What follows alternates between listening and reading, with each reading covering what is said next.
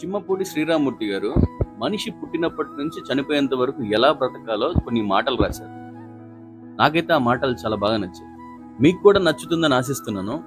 ఆయన ఏం రాశారంటే, ఈ అనంత కాలంలో మనిషి జీవితం అతి స్వల్పం. వేదాంత పరంగా చెప్పాలంటే మనిషి జీవితం క్షణభంగరం. అంటే మన జీవితం ఎలాగో 4 రోజులు అందరూ ప్యాకప్ అని చెప్తున్నాడు. ఈ నిజం అందరికీ తెలుసు. చిన్నల దగ్గర నుంచి పెద్దల వరకు, సామాన్యుల నుంచి మాన్యుల వరకు ప్రతి ఒక్కరికి తెలుసు. అయినా దేనికోసం మనం నిత్యం వెంపర్లాడుతూనే ఉంటాం. జీవించడం ఒక కళ. ఆ కళ తెలిసినవాడు సుఖపడతాడు, తెలియనివాడు అగాధంలో పడతాడు. మనిషి ఏడుస్తూ పుట్టాడంటే అందరిని ఏడిపించడానికి కాదు, ఆనందించడానికి, నవ్వించడానికి. నవ్వుతూ పాపాలు చేస్తే ఏడుస్తూ దాని ఫలితాన్ని అనుభవించాలన్న సత్యాన్ని మనిషి గ్రహించలేకపోతున్నాడు. మనిషి తాను చేస్తున్న పాపాలు తను వెంటాడతాయన్న విషయాన్ని మర్చిపోతున్నాడు. నూతిలోని కప్ప అదే లోకం అనుకుంటుంది. మనిషి కూడా తన ఇల్లు, తన భార్య, తన పిల్లలు బాగుంటే అదే సుఖం అనుకుంటున్నాడు. మనిషి సంఘజీవి అన్న విషయాన్ని మర్చిపోయాడు. సమాజంతో, గ్రామంతో, రాష్ట్రంతో, దేశంతో ప్రేమానుబంధం పెంచుకోవాల్సిన బాధ్యత తనపై ఉంది. ఎందరో అనాథలు, వృద్ధులు, ఒంటరి మహిళలు, దివ్యాంగులు ఎన్నో కష్టాలు పడుతూ ఉంటారు.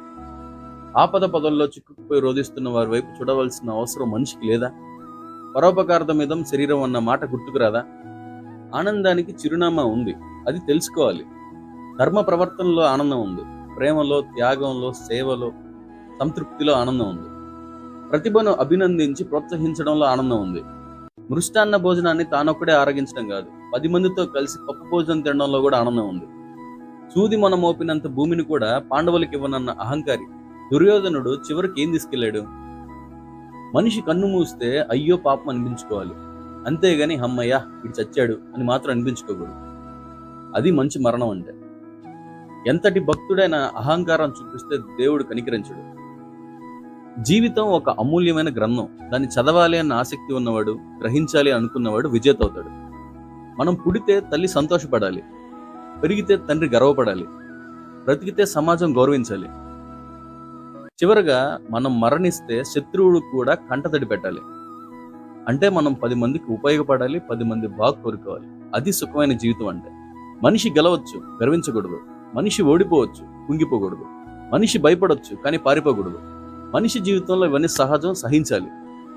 10 మందికి ఉపయోగపడుతూ నడిస్తే బతుకంతా పాటలాగా సాగిపోతుంది. సో చిమ్మపూడి శ్రీరామమూర్తి గారు ఎంత చక్కగా రాశారు కదా. కాస్తలో కాస్త ఫాలో అవుదాం. జై భీమ్, జై భారత్.